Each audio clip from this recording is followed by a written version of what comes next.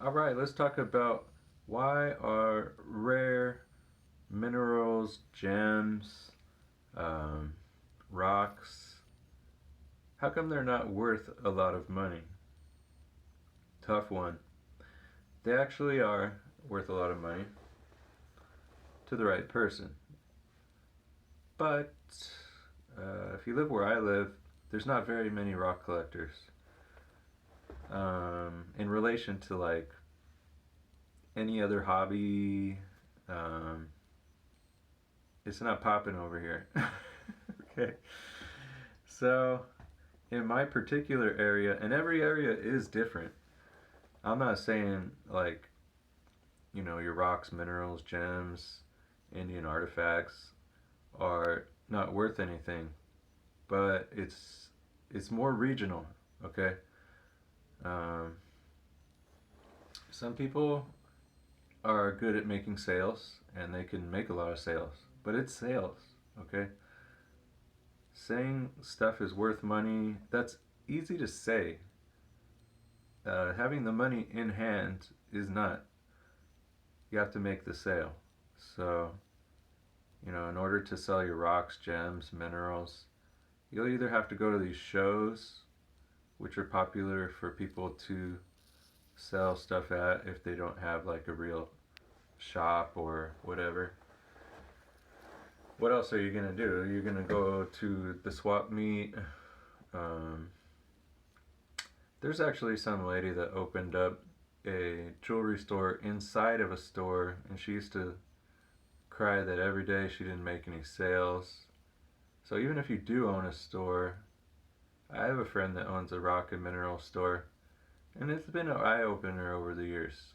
You, you're first bewildered with like how much cool stuff there is inside the rock shop, and then you realize that some of the rocks that are sitting there have been there for 20, 30 years, and that eventually they actually sell. Sometimes a more expensive piece is harder to sell. It takes more time to find somebody with enough money to buy it. Just because it's really nice doesn't mean it sells right away. But there's a few angles to that as well. Now, if it is perfect and it is super desirable, your market is there.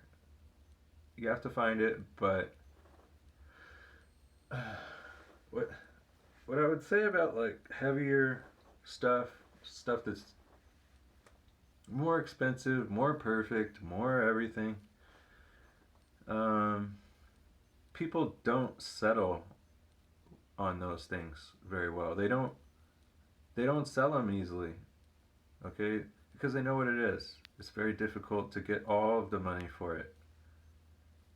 But as it gets better and better and higher grade,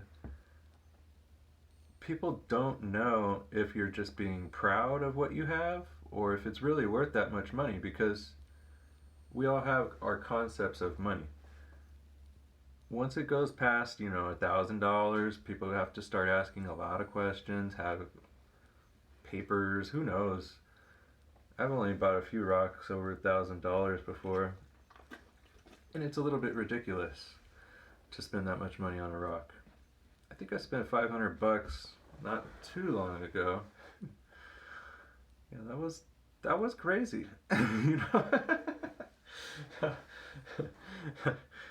No, it's not crazy to me. Anyways, without making the sale, you don't have the money in the hand. It's not worth any money yet. Okay, you can go to rock shows and sell your rocks. You can open a rock store to sell your rocks. You can go to a swap meet. There's a lot of avenues. You could go online and sell your rocks. But they all seem to have their drawbacks, don't they? You go to the show, try to sell some stuff at the show. You gotta pay to get in, you gotta pay for parking. A lot of times you break even on those. They're a risk, pretty much. Because sometimes people show up and sometimes people don't. I have a friend that goes to a lot of shows. Sometimes he'll show up, set up shop, check out the scene, go home. You know? Just go home, you realize no one's going to come around and buy anything, and you have to leave. You know, you thought something was going to happen, and it's not. Sometimes there's a bigger turnout, sometimes there's a smaller turnout, and sometimes these things are thrown by people that want to make money off of the vendors themselves. So you're vulnerable in those situations, putting out your own money, your own time, you know, possibly damaging stuff on the way there, on the way back, when the customers touch it, when they steal it. You know, I'm not saying it's impossible. It's really not. It's quite simple, and it makes sense. But you have to keep at it in order to kind of target where you're going to make your money. And even amongst shows, each show is not going to be the same sale. Some shows you go to, people are going to be into crystals. Some shows you go to, people are going to like jewelry and beads. Knowing what sells where is a good thing to take notes on. But buying a stone like I did for 500 bucks and then thinking, you know, you have 500 bucks. You lost 500 bucks, you know. I purposely wouldn't sell that stone because no one's really authorized to own it as much as me, because I'm a bigger collector than anybody else. Otherwise, they would have bought it. That particular rock was just on Craigslist, which a lot of people don't look for stones on Craigslist. We know I have a Craigslist problem, so yeah, I bought a $500 stone off Craigslist and a couple of other ones for a few $100s. I spent $1,000 on some gemstones before. You know, it's not impossible to make a sale to someone like me. You know, like people like me are out there, and we will buy a rock for $500. You know, but the guy who sold me that rock, I saw it sitting on Craigslist for 2 or 3 years before I ever bought it. I didn't take it seriously at first. I was just like everybody else. You look at it, you see the price, you're not ready, you know. You justify the price, you still don't have the money. You know, when you finally do have the money, yeah, wait till something else shows up and you don't have the 500 bucks. You know what I mean? People are not rich, you know, and even rich people, they ain't giving anything away for free, and they're not giving the most money out for things that you would think they would. You know, you're like, oh, people are rich, they could afford to spend the money. Rich people are actually very cheap. It's not really the expensive rocks that keep the rock shop open.